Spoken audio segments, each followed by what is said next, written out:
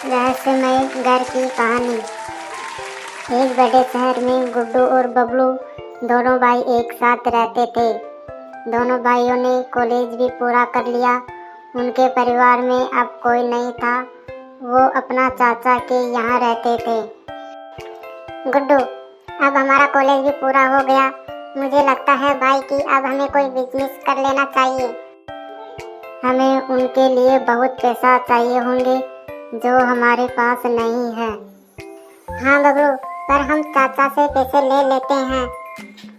उन्होंने हमें पढ़ा लिखाया है, अब उनसे पैसे कैसे ले सकते हैं। अब हमें कमाकर उन्हें देना चाहिए, क्योंकि चाचा ने ही माँ बाप के जाने के बाद हमें पाला है। पर बबलू, मुझे लगता है कि हमें अपनी पुश्तैनी हवेली बेच देनी चाहिए और फिर उसके बाद हम अपना और चाचा दोनों का जीवन बदल सकते हैं। हाँ गुड्डू, बात तो सही है। फिर कल सुबह अपने गांव राघवपुर के लिए निकलते हैं। वैसे भी वो हवेली खंडर है, उसे रखने का कोई फायदा नहीं है।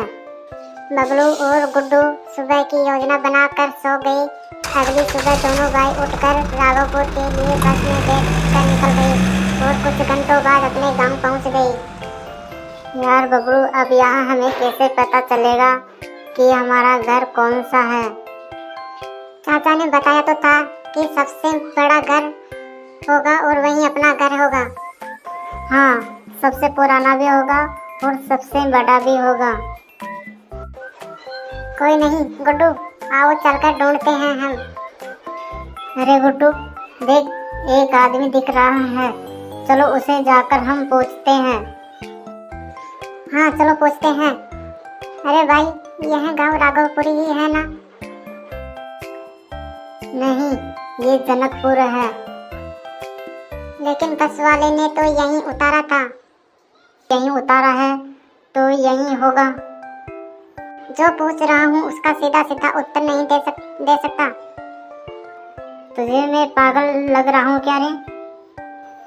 ठीक है भैया, हमारी गलती है।